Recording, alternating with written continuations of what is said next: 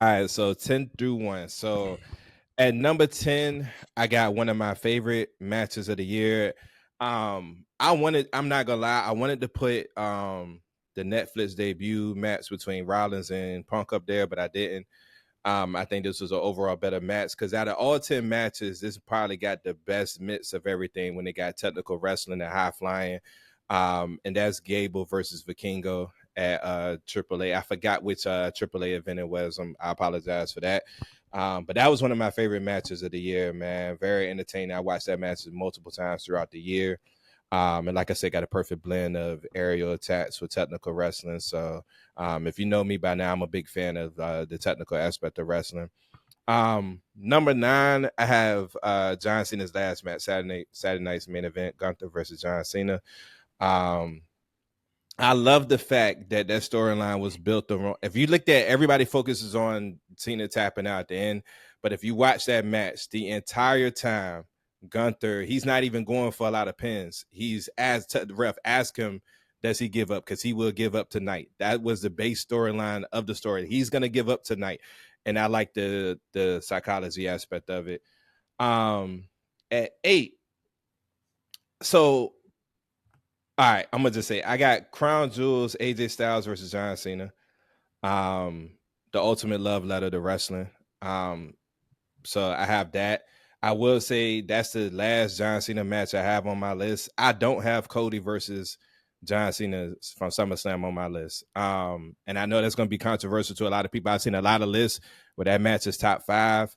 I personally think that's the third best match of his retirement tour. Great match, but for me, it felt like Rush Hour 3. It felt like we trying to overcompensate for for our sins, and that's what it felt like.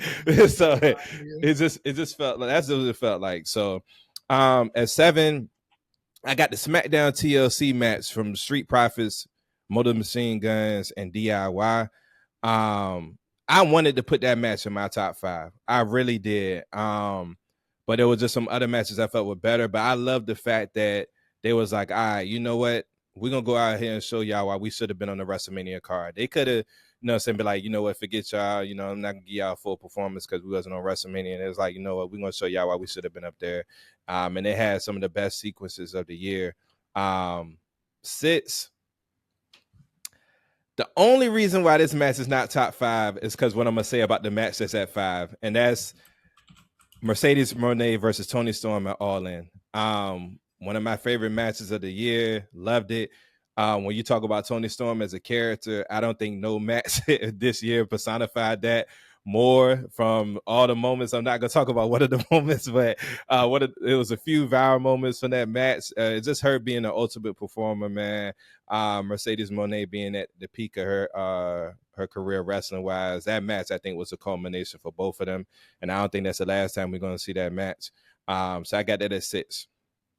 5, I got Rio. I got Rhea versus Io at Evolution. The only reason why I have this match, because I do think both of them are side by side, neck and neck. What gives this match the edge is the Naomi cash in. A lot of people forget Naomi didn't cash in after the match. She cashed in during the match. If you go back and watch the match, Io hits Rio with the Spanish fly. They both land on the floor, on the ground. I mean, on the ground, on the mat. And then Naomi comes out to make it a triple threat and cashes in, pulls a shock. And if you remember, a lot of people thought Naomi was going to go after Tiffany Stratton because of that storyline. And that's part of her character, pulling the wool over her eyes, doing something unexpected, and she cashes in to win. But it was already a classic match before that even happened. So that's why I give that match the edge, because of the moment. 4, I got WrestleMania 41, Roman versus Punk versus Seth. One of my favorite matches of the year. I was with the fellas. We was together for that match. The swerve at the end with Heyman siding with Seth. A lot of people predicted it. Did I really think they was gonna pull the trigger? No, but they actually pulled the trigger. But it was, once again, classic match before that moment. 3, I got All In, Moxley versus Page. This match, from a storyline perspective, in my opinion, got the second best storyline of the year as far as a match wise. My number one, I'll explain what my number one is when I get to that match. But Even for somebody like me, right? Um, who's not a big fan of some of the spots, like you couldn't help but to consider that match an all timer. I think the top three in my list, I think, are all time matches, not just for this year, just period. And I think Moxley versus Page is an all timer for AEW. I really do. Um, from like you said earlier, Willie, it had like kind of like the bloodline formula. Number two, I think is the greatest female match in the history of WrestleMania, and that's Rhea versus Io versus Bianca.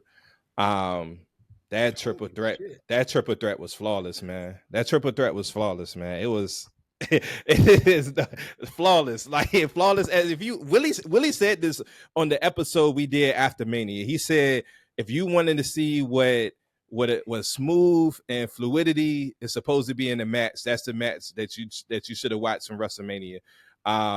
Like just hitting your spots right on cue and everything like that. Like it was no flaws in that match whatsoever. And my number one, Shaq, if you had anything other than this for my number one, then you missed what I said. Because we watched this match together, and when we watched this match together, I said, "Yo, somebody's gonna be hard pressed to top this match for the rest of the year." Right now, early in the year, it's the match of the year. And for me, it stayed the match of the year. It's my favorite match of the year. It got the number one question of all the wrestling is in this match, and that is was KO right. And so my number one match of the year is Kevin Owens versus Sami Zayn at Elimination Chamber. At that match, man, I remember watching it with Shaq. Like, yo, like this match is probably going to end up being match of the year, yo. And rewatching it, I watched it a few times this year. I watched it again to do this list. Matt, once again, flawless. The story is there. The debate is there. Whether KO is right, the emotion is there.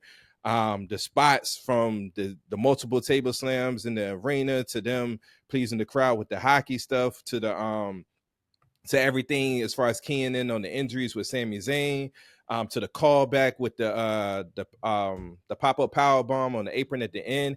And then after the match, you get the return of the Randy Orton to rebuild that storyline, the emotion there, and him almost bringing back the punt until they saved him. Like it was just so much in that match, man. So that's my number one.